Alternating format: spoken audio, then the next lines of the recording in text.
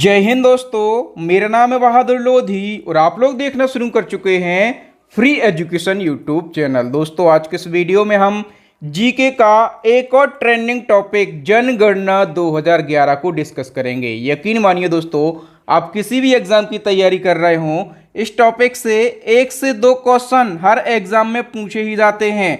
और दोस्तों यदि आप इस वीडियो को शुरू से लाकर लास्ट तक देख लेते हैं तो मैं गारंटी से बोल सकता हूं आपको किसी अन्य यूट्यूब चैनल, किसी बुक या फिर किसी भी रिसोर्सेस पर डिपेंड होने की जरूरत नहीं पड़ेगी।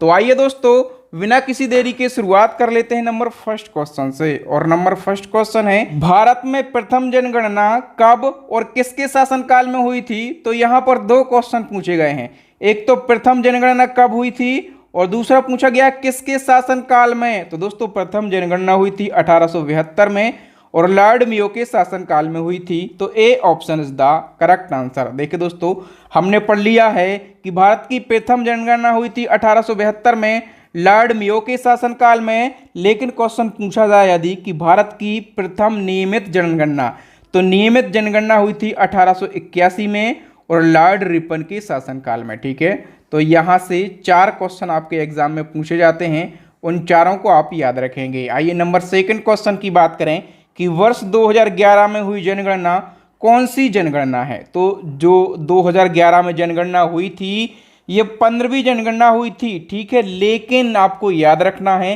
कि स्वतंत्र भारत की कौन सी जनगणना हुई। ये पूछा जाए कि 2011 में स्वतंत्र भारत की कौन सी जनगणना हुई तो आप कहेंगे 7वीं जनगणना। ओके, दोनों बातें याद रखेंगे। नंबर थर्ड क्वेश्चन, भारतीय संविधान की किस धारा के अनुसार जनगणना कराने का दायित्व संघ सरकार को सौंपा गया है? तो जनगणना कराने का जो दायित्व है ये संघ सरकार यानी कि केंद्र सरकार का है। और किस अनुच्छेद के तहत में? तो अनुच्छेद 246 के तहत में। तो बी ऑप्शन हमारा करेक्ट आंसर हो जाएगा। नंबर फोर्थ क्वेश्चन है, राष्ट्रीय जनसंख्या नीति 2000 के अंतर्गत जनसंख्या में स्थिरता प्राप्त करने का लक्ष्य 2045 से बढ़ाकर क्या कर दिया गया है? दोस्तों राष्ट्रीय जनसंख्या नीति 2000 के अंतर्गत जनसंख्या में स्थिरता प्राप्त करने का जो लक्ष्य है ये 2045 तय किया गया था। ठीक है, लेकिन 2045 से बढ़ाकर 2070 कर दिया गया है। सी ऑप्शन करेक्ट हो जाएगा। नेक्स्ट क्वेश्चन है, जनगणना कितने वर्ष के अंतराल में एक बार की जाती है? तो सभी लोगों को पता होगा 10 वर्ष के अंतराल में एक बार करी जाती है जनगणना। नेक्स्ट क्वेश्चन है, 2011 की जनगणना के अनुसार भारत की जनसंख्या कितनी है? तो 2011 की जनगणना के अनुसार यदि हम बात करें तो भारत की जनसंख्या है 121.05 crore. A option is the correct answer. Next question है, 2011 की जनगणना के अनुसार विश्व की कुल जनसंख्या में भारत की भागीदारी कितनी है? तो विश्व की कुल जनसंख्या में भारत की भागीदारी है 17.5%। तो B option is the correct answer. Next one की हम बात करें और नेक्स्ट क्वेश्चन है, भारत में प्रतिवर्ष किस देश की जनसंख्या के बराबर वृद्धि हो रही है? एक ऐसा देश बताइए जिसकी टोटल जनसंख्या के बराबर जनसंख्या भारत में हर साल बढ़ रही हो। किस देश के बराबर? ऑस्ट्रेलिया देश के बराबर। तो A option is the correct answer. Next question है, जनसंख्या का महाविभाजन वर्ष या फिर जनांकीय विभाजन वर्ष क्या कहलाता है? तो देखो दोस्तों, मैं आपको बता दूं कि वर्ष 1921 को महाविभाजन वर्ष, जनांकीय विभाजन वर्ष या फिर ईयर ऑफ डेमोग्राफिक डिवाइड कहा जाता है। क्यों कहा जाता है? क्योंकि यह एकमात्र ऐसा जनगणना वर्ष है जब जनसंख्या वृद्धि में काफ़ी कमी आई थी। इसी क्रम में एक और क्वेश्चन पूछा जाता है कि जनसंख्या का लघु विभाजक वर्ष क्या कहलाता है? तो जनसंख्या का लघु विभाजक वर्ष कहलाता है 1951। सी ऑप्शन करेक्ट हो जाएगा। वर्ष 1951 में जनसंख्या वृद्धि दर अधिकतम रही थी, इसलिए इसे लघु विभाजक वर्ष कहा जाता है। नेक्स्ट क्वेश्चन दोस्तों, इससे पहले यदि आप डिटेल में पढ़ना चाहते हैं करंट अफेयर्स को, ठीक है, तो हमारी करंट अफेयर्स की ई बुक लॉन्च हो गई है। और जिस प्रकार से आप यहाँ पर जनगणना टॉपिक को पढ़ रहे हैं, इसी प्रकार से सामान्य विज्ञान के यदि आपको सभी टॉपिक पढ़ना है तो हमारी जनरल साइंस की ई बुक भी लॉन्च हो गई है टॉपिक वाइज। तो अभी हमारे पास में 2 ई बुक हैं, एक करंट अफेयर्स की और दूसरी है जनरल साइंस की। और दोनों ई बुक को हमने बहुत ही बेहतरीन तरीके से डेवलप किया हुआ है, बहुत ही बेहतरीन तरीके से बनाया है। तो मैं गारंटी से बोलना चाहता हूँ, यदि आप साइंस और करंट अफेयर्स में अच्छा स्कोर करना चाहते हैं तो हमारी ई बुक को जरूर बाय कर लीजिए। आइए नेक्स्ट क्वेश्चन की बात करें। नेक्स्ट क्वेश्चन है, भारत की जनगणना 2011 के अनुसार साक्षरता दर क्या है? तो भारत की साक्षरता दर की यदि हम बात करें, वो भी जनगणना 2011 के अनुसार तो कितनी है? 74%। ए ऑप्शन करेक्ट हो जाएगा। यदि हम बिल्कुल एक्यूरेट की बात करें तो भारत की जो साक्षरता दर है, लिटरेसी रेट, वो है 74.04%। ठीक है। और यदि हम बात करें पुरुषों की यानी कि मेल की, तो पुरुषों की साक्षरता दर कितनी है? 82.14%। ठीक है। और यदि हम फीमेल की बात करें यानी कि महिलाओं की, तो 65.46% साक्षरता दर है महिलाओं की। ठीक है। तो भारत की औसत कितनी है ये भी आपको याद रखना है, मेल की कितनी है और फीमेल की कितनी है, सारी आपको याद रखना है। बताइए भारत के किस धर्म में साक्षर लोगों का प्रतिशत सबसे अधिक है? भारत का ऐसा कौन सा धर्म है जिस धर्म में साक्षर लोगों का प्रतिशत सबसे अधिक है? करेक्ट आंसर हो जाएगा दोस्तों ऑप्शन ए, जैन धर्म। तो 2011 की जनगणना के आंकड़ों के अनुसार भारत में जैन धर्म में साक्षर लोगों का प्रतिशत सबसे अधिक है। ठीक है। यदि हम साक्षरता में बात करें तो पहले स्थान पर जैन धर्म है, दूसरे स्थान पर है ईसाई धर्म और तीसरे स्थान पर सिख धर्म है और हिंदू धर्म जो है ये साक्षरता प्रतिशत में हम बात कर रहे हैं, कौन से स्थान पर है? चौथे स्थान पर है। नेक्स्ट क्वेश्चन है, जनगणना 2011 में शामिल कुल प्रश्नों की संख्या। इस प्रश्न को बड़े ध्यान से समझिएगा। शामिल कुल प्रश्नों की संख्या, तो 2011 में जब जनगणना हुई थी और जब जनगणना करने वाला जो कैंडिडेट है, जो टीचर जिन्होंने भी जनगणना करी, वो आपके घर आया तो उसने कुल कितने प्रश्न पूछे? आपका नाम, आपकी जाति, आपके पास कोई कच्चा मकान है कि पक्का मकान है, गाड़ी है कि बंगला है, क्या क्या है। इस प्रकार से टोटल 29 प्रश्नों की संख्या थी। टोटल प्रश्न कितने थे? 29।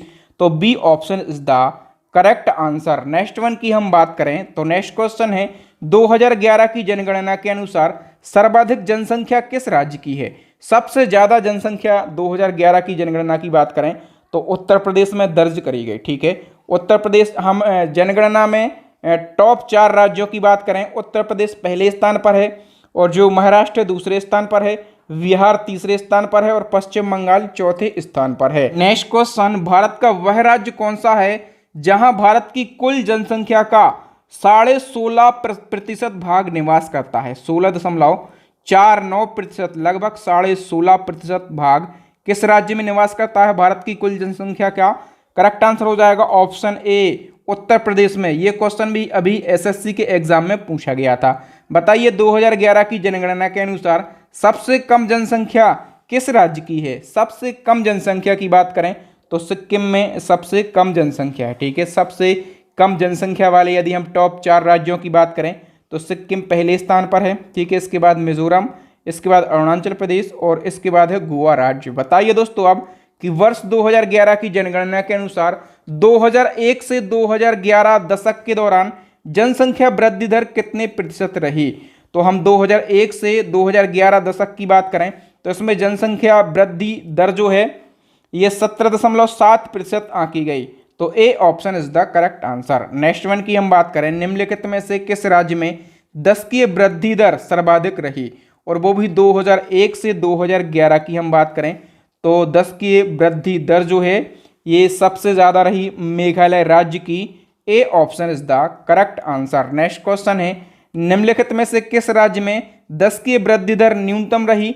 तो सबसे कम वृद्धि दर की यदि हम बात करें तो ये नागालैंड की रही। A option is the correct answer. बताइए 2011 की जनगणना के अनुसार किस राज्य की साक्षरता दर सबसे ज्यादा है? तो सबसे ज्यादा साक्षरता दर जो है ये केरला राज्य की है। ठीक है। केरला जो है ये एजुकेशन में पहले स्थान पर है। ठीक है।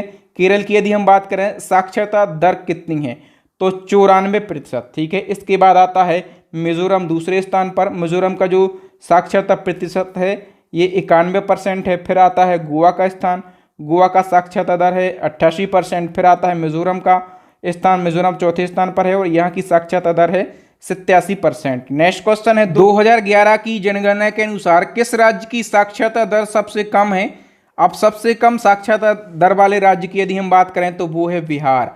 ए ऑप्शन करेक्ट हो जाएगा। बिहार के इनकी साक्षरता दर कितनी है तो 61.8% है। ओके, और बिहार के बाद हम बात करें अरुणाचल प्रदेश का नंबर आता है, फिर आता है राजस्थान का, और फिर आता है झारखंड का। नेक्स्ट क्वेश्चन है 2011 की जनगणना के अनुसार सर्वाधिक महिला साक्षरता किस राज्य की है? तो सर्वाधिक महिला साक्षरता की यदि हम बात करें तो ये केरला की है। ठीक है, केरला महिला और पुरुषों दोनों में यदि हम बात करें तो दोनों में टॉप पर आता है। ठीक है, इसी क्रम में एक और क्वेश्चन पूछा जाएगा कि 2011 की जनगणना के अनुसार न्यूनतम महिला साक्षरता दर किस राज्य में है? सबसे कम महिला साक्षरता दर जो है ये बिहार में है। ठीक है, बिहार भी मेल और फीमेल दोनों की लिटरेसी रेट में सबसे निचले पायदान पर है। Okay, D option is the correct answer. Next question है 2011 की जनगणना के अनुसार भारत का जनसंख्या घनत्व कितना है?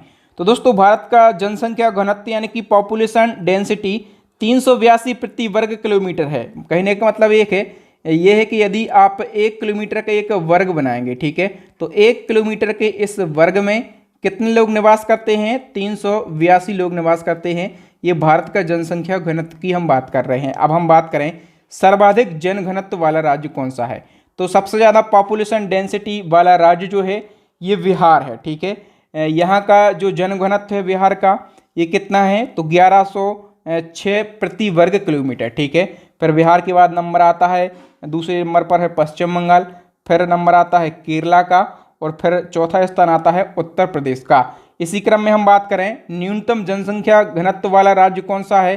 तो सबसे कम पॉपुलेशन डेंसिटी वाला जो राज्य है ये अरुणाचल प्रदेश का है। ठीक है, अरुणाचल प्रदेश में कितने लोग रहते हैं? 1 वर्ग किलोमीटर में 17 लोग रहते हैं। ठीक है, अरुणाचल प्रदेश पहले स्थान पर है जनसंख्या घनत्व में, और बात करें मिजोरम दूसरे स्थान पर है, सिक्किम तीसरे स्थान पर है, और मणिपुर चौथे स्थान पर है। दोस्तों मैं टॉप 4 राज्य क्यों बता रहा हूं आप लोगों के लिए, क्योंकि कई बार इनको अरेंज करने के लिए दे देता है, आपको असेंडिंग या फिर डिसेंडिंग ऑर्डर में इनको अरेंज करना होता है, इसलिए आप इनको अच्छे से पढ़ लीजिए। बताइए भारत में जन्म लेने वाले 1 अरब शिशु कन्या का नाम क्या है? तो भारत में जन्म लेने वाले 1 अरब शिशु कन्या का नाम है Aastha. D option is the correct answer. ये क्वेश्चन भी एग्जाम में पूछा गया क्वेश्चन है। नेक्स्ट क्वेश्चन है 2011 की जनगणना के आंकड़ों के अनुसार निम्नलिखित में से किस केंद्र शासित प्रदेश में महिला जनसंख्या पुरुष जनसंख्या से अधिक है? तो देखो दोस्तों एक ऐसा केंद्र शासित प्रदेश है पुदुचेरी, यहाँ पर महिलाओं की जो जनसंख्या है ये पुरुष जनसंख्या से अधिक है। ओके, डी ऑप्शन हमारा करेक्ट आंसर हो जाएगा। 2011 की जनगणना के अनुसार कौन सा जिला भारत का सबसे अधिक साक्षर जिला है? तो भारत का सबसे अधिक साक्षर जिला है शेरझिप जिला। तो B option is the correct answer. यहाँ का साक्षरता प्रतिशत कितना है?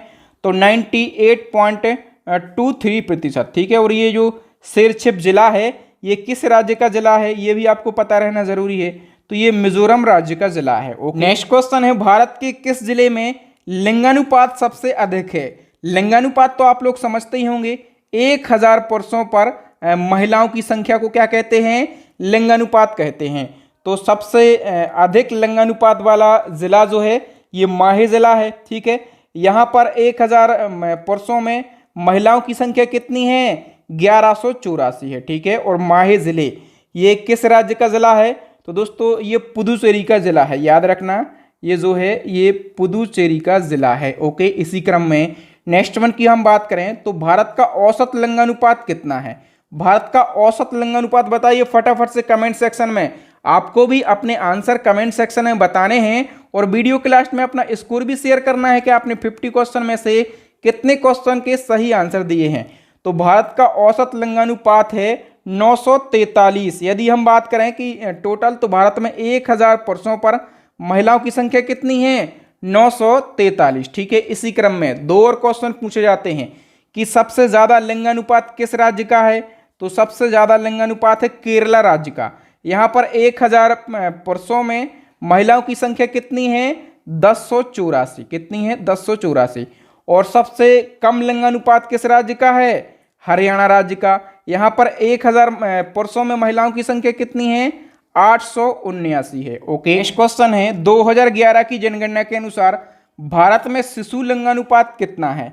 सबसे पहले शिशु लिंगानुपात को समझना होगा। शिशु लिंगानुपात क्या होता है? 0 से 6 वर्ष के बीच की उम्र के जो बच्चे होते हैं, ठीक है, तो इन बच्चों में 1000 लड़कों पर लड़कियों की संख्या को हम कहते हैं शिशु लिंगानुपात या फिर बाल लिंगानुपात। ओके, और 2011 में शिशु लिंगानुपात कितना है? 919। Okay, C option is the correct answer. लेकिन आपको एक चीज समझना है कि जब 2001 की जनगणना हुई थी, ठीक है, 2001 की जनगणना के अनुसार ये जो लिंगानुपात है ये कितना था? 927 था। लेकिन 11 की जनगणना में ये घटकर कितना हो गया है?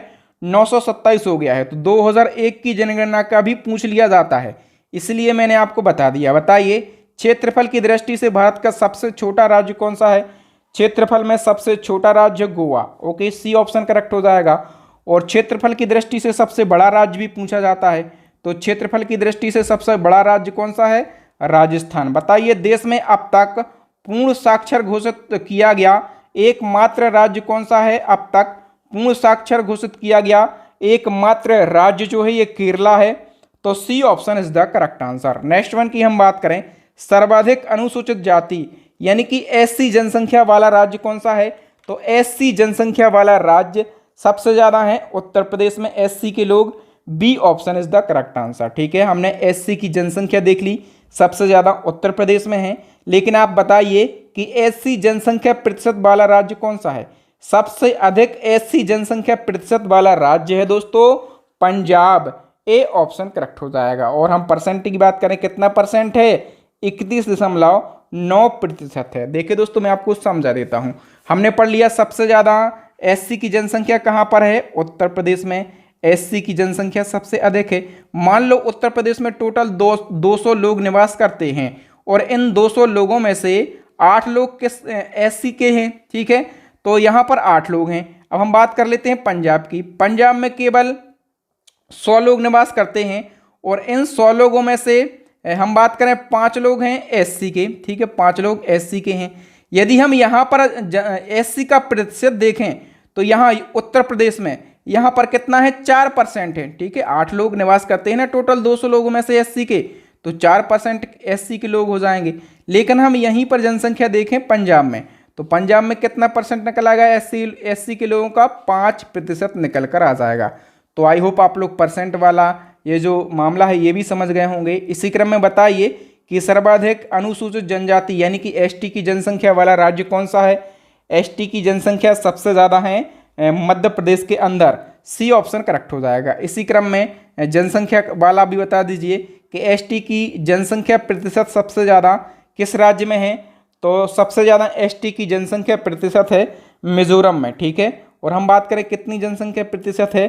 तो 94.4%। नेक्स्ट वन की बात कर लेते हैं, सर्वाधिक जनसंख्या वाला केंद्र शासित प्रदेश कौन सा है? दिल्ली सबसे ज़्यादा जनसंख्या वाला केंद्र शासित प्रदेश है। और सबसे कम जनसंख्या वाला केंद्र शासित प्रदेश भी पूछा जाता है, तो लक्षद्वीप जो है ये सबसे कम जनसंख्या वाला केंद्र शासित प्रदेश है। बताइए, 2011 की जनगणना के अनुसार निम्नलिखित में से किस राज्य में सबसे अधिक ग्रामीण आबादी है?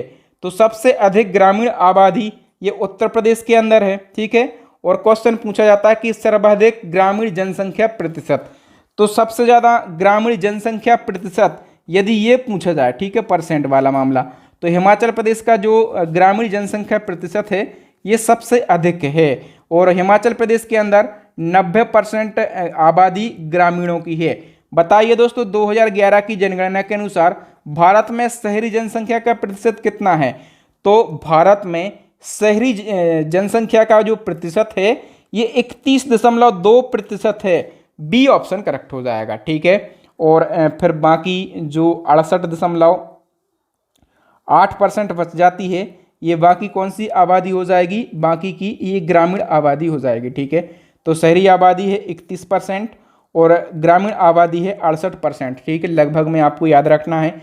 बताइए, 2011 की जनगणना के अनुसार निम्नलिखित में से किस राज्य में सबसे अधिक नगरीय आबादी है? सबसे अधिक नगरीय आबादी वाला राज्य यदि पूछा जाए तो आपको महाराष्ट्र क्लिक करना है। ठीक है, लेकिन सबसे अधिक शहरी आबादी प्रतिशत यदि पूछा जाए किस राज्य में है, तब आपको कहना है गोवा। क्या कहना है? गोवा आपको कहना है। बताइए दोस्तों, भारत की जनसंख्या में ऋणात्मक वृद्धि दर किस दशक में दर्ज करी गई? तो ऋणात्मक वृद्धि दर जो है ये दर्ज करी गई दोस्तों किस दशक में, 1911 से 1921 के बीच में। तो इस क्वेश्चन का बी ऑप्शन हमारा करेक्ट आंसर हो जाएगा। 2011 की जनगणना के अनुसार भारत के किस राज्य में एससी की जनसंख्या शून्य है। ऐसे कौन से राज्य हैं भारत के जहां पर एससी की जनसंख्या शून्य है, लेकिन प्रेजेंट की हम बात नहीं कर रहे हैं, हम बात कर रहे हैं 2011 की जनगणना के आंकड़ों के अनुसार। तो इसका करेक्ट आंसर हो जाएगा 2 राज्य हैं जहां पर एससी की जनसंख्या नहीं है, एक तो नागालैंड और दूसरा अरुणाचल प्रदेश। तो C option is the correct answer और प्रयुक्त दोनों राज्य। बताइए 2011 की जनगणना का आदर्श वाक्य क्या था। तो आदर्श वाक्य की यदि हम बात करें तो आदर्श वाक्य था हमारी जनगणना हमारा भविष्य। इसको इंग्लिश में हम क्या बोलते हैं, आवर सेंसस आवर फ्यूचर। तो सी ऑप्शन करेक्ट हो जाएगा और प्रयुक्त दोनों सही हैं। बताइए दोस्तों वर्ष 2011 की जनगणना के समय जनगणना आयुक्त कौन थे। तो 2011 में जनगणना आयुक्त थे सी चंद्रमौली। सी ऑप्शन करेक्ट हो जाएगा। नेक्स्ट क्वेश्चन है भारत में प्रभावित साक्षरता दर की गणना की जाती है। करेक्ट आंसर हो जाएगा दोस्तों ऑप्शन डी 7 वर्ष की उम्र से ऊपर की जनसंख्या से। अब बताइए दोस्तों 2011 की जनगणना के अनुसार निम्नलिखित में से किस राज्य में स्त्री एवं पुरुषों की साक्षरता दर में सबसे अधिक अंतराल है। करेक्ट आंसर हो जाएगा दोस्तों ऑप्शन सी राजस्थान राज्य में। आपको बहुत ही अच्छे से समझना होगा। राजस्थान के अंदर यदि हम बात करें पुरुष साक्षरता दर की, तो राजस्थान में पुरुष साक्षरता दर है 79.19%, ठीक है। और महिला साक्षरता दर कितनी है राजस्थान राज्य के अंदर, तो महिला साक्षरता दर है 52.12%, ठीक है। और यदि हम अंतराल निकालें तो इनका अंतराल निकल कर आ जाता है 27.07%, ठीक है। और ये अंतराल जो है ये सबसे अधिक है महिला साक्षरता और पुरुष साक्षरता के बीच में। ये क्वेश्चन भी पूछा गया क्वेश्चन है। अब बताइए आधुनिक विश्व में सर्वप्रथम व्यवस्थित रूप से जनगणना कराने का श्रेय किस देश को दिया जाता है।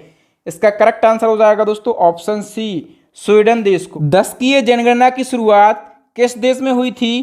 करेक्ट आंसर हो जाएगा दोस्तों ऑप्शन ए अमेरिका देश में। तो दोस्तों यहाँ पर जनगणना यानी कि सेंसस से रिलेटेड मोस्ट इंपॉर्टेंट 50 क्वेश्चन को हमने डिस्कस किया है। यदि आप इसी प्रकार से जनरल साइंस को पढ़ना चाहते हैं टॉपिक वाइज या फिर करंट अफेयर्स को पढ़ना चाहते हैं टॉपिक वाइज, तो दोनों सब्जेक्ट की हमारी ई बुक लॉन्च हो गई हैं। फटाफट से ई बुक को डाउनलोड कर लीजिए और इसी प्रकार से बेहतरीन कंटेंट को कम समय में और आसान भाषा में पढ़िए। दोस्तों अंतिम प्रश्न का आंसर बताइए। जो हमने पंचवर्षीय योजनाएं पढ़ाई थी वहां से हमने इस क्वेश्चन को लिया है। प्रथम पंचवर्षीय योजना किस मॉडल पर आधारित थी, और यदि आप चाहें तो प्रथम पंचवर्षीय योजना के बारे में डिटेल भी लिख सकते हैं।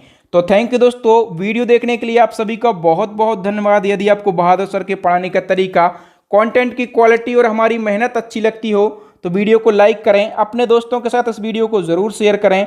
जो न्यू स्टूडेंट हैं वो हमारे चैनल को सब्सक्राइब कर लें, साथ में बेल आइकन दबा लें ताकि जब भी मैं कोई नया और लेटेस्ट वीडियो डालूं तो उसका नोटिफिकेशन आपको मिल सके, आप हमारा वीडियो सबसे पहले देख सकें। और इसी प्रकार से यदि आप static GK, current affairs, science सभी को टॉपिक वाइज पढ़ना चाहते हैं तो हमारी प्लेलिस्ट को ज़रूर विजिट कीजिए। प्लेलिस्ट की लिंक मिल जाएगी आई बटन में या फिर नीचे डिस्क्रिप्शन में, या फिर अभी आपको स्क्रीन के ऊपर 3 वेरी यूजफुल वीडियो दिख रहे होंगे। इन वीडियोस को ज़रूर देख लें। थैंक यू दोस्तों, राम राम दुआ सलाम। मिलते हैं नेक्स्ट वीडियो में, तब तक मस्त रहिए, अपनी स्टडी में व्यस्त रहिए, अपने माता पिता भाई बहन सबका खूब ख्याल रखिए। जय हिंद, जय भारत, वंदे मातरम।